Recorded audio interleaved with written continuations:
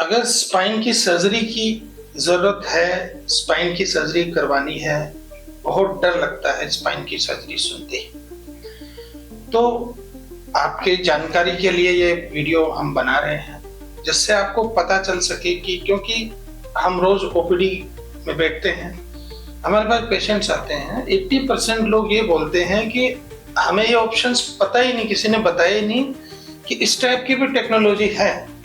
नहीं तो हम ये जो आप तरीका बता रहे हो ये तो हम 5 साल से जूझ रहे हैं, तो यही बोलते हैं कि अगर हमें ये पता होता तो हम तो ये इलाज बहुत पहले करवा ली होती। तो स्पाइन की अगर सर्जरी करवानी पड़े तो हमारे पास ऑप्शंस क्या क्या होते हैं। ऑप्शन डिपेंड करेगा आपकी एमआरआई पे। एमआरआई में क्या फाइंडिंग है, आपको कितने सालों से परेशानी है, आपकी उम्र क्या है, उसके अकॉर्डिंग होता है। तो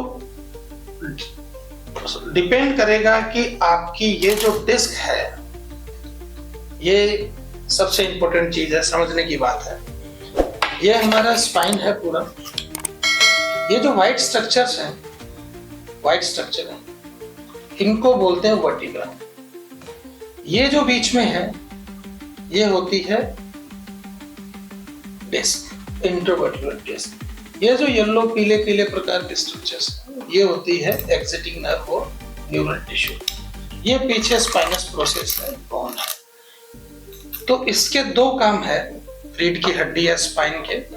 एक तो पिलर की तरह हमें स्टेबल करता है, दूसरा इसमें से इंपॉर्टेंट स्ट्रक्चर्स पास करते हैं।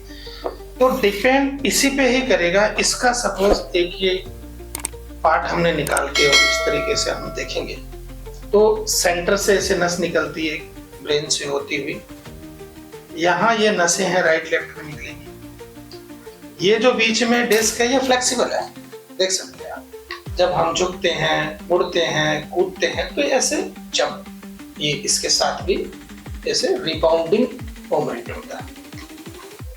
कई बार ये डिस्क ऐसे आ जाती है ज्यादा, इस तरीके से ज्यादा आ जाती है, तो क्या करती है, पैर में जाने वाली नस को कंप्रेस करती है। ये राइट है, इधर लेफ्ट करेगी तो लेफ्ट को करेगी। अब डिपेंड करेगा कि ये जो डिस्क है वो सेंटर से फिसली है, साइड से फिसली है और इधर से फिसली है। तो स्लिप डिस्क जो वर्ड है इसका मतलब एक्चुअली डिस्क स्लिप नहीं है। इसका मतलब ये है कि इसके अंदर जो न्यूक्लियस पल्पोसस एक जेली लाइक जो मटेरियल है वो बाहर आ जाता है।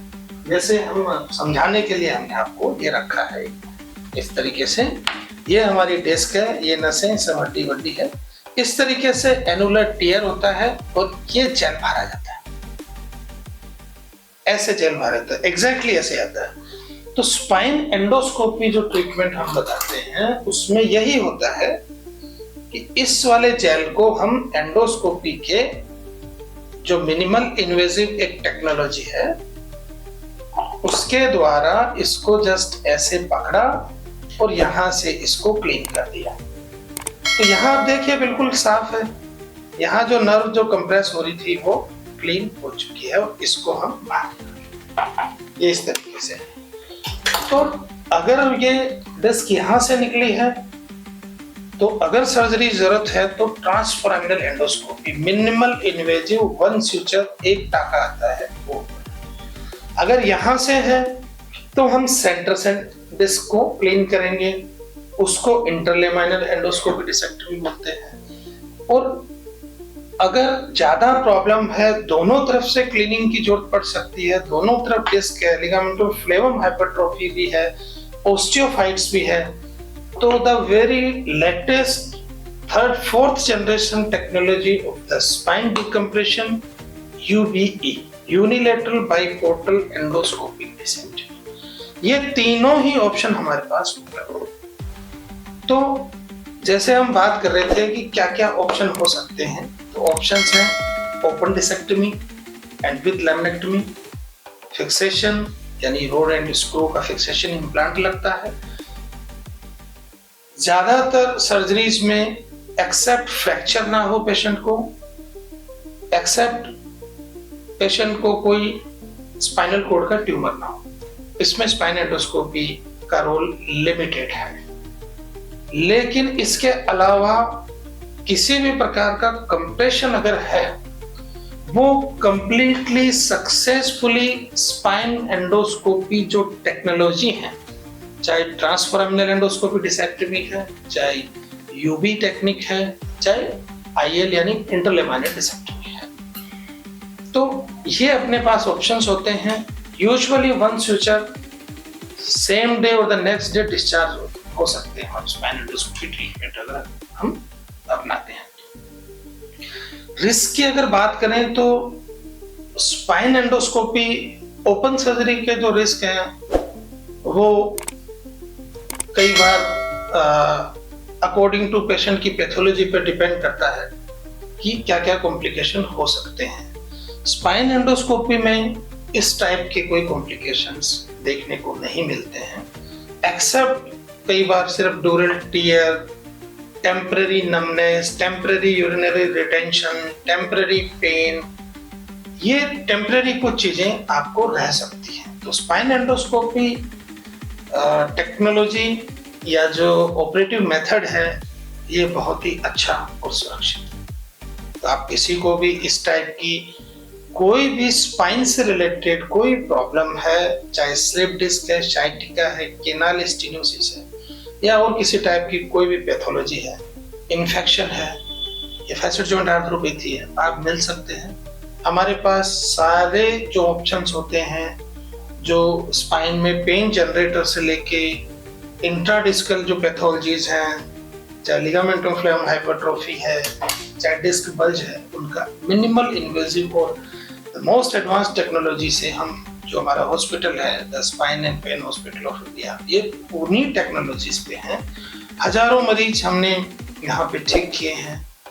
स्पाइन एंडोस्कोपी के जितने भी वेरिएंट हो सकते हैं, जितने भी टाइप की हो सकती है दुनिया में, आज हम सभी प्रकार से इलाज करते हैं। मरीज को ज्यादा से ज्यादा फायदा मिले, कम से कम नुकसान हो, कम से कम पैसा लगे, इस टाइप का ट्रीटमेंट हम, इस टाइप की सर्विसेज एनसीआर में हम दे रहे हैं। तो आप किसी भाई बहन को इस टाइप की कोई प्रॉब्लम है, कंसल्ट जरूर करें। करवाना नहीं करवाना, जरूरत है या नहीं है, वो उसके बाद ही पता चल सकता है। तो आप डरे हुए हैं, घबराए हुए हैं, सालों साल से काम धंधा छूट गया है, बेड पे हैं, एक बार जरूर मिले।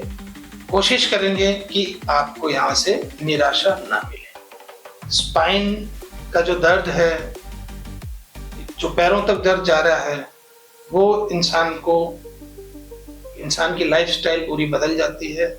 पेशेंट का वजन बढ़ जाता है दवाइयाँ खा खा के, फाइनेंशियली बड़ी समस्याएं आ जाती हैं।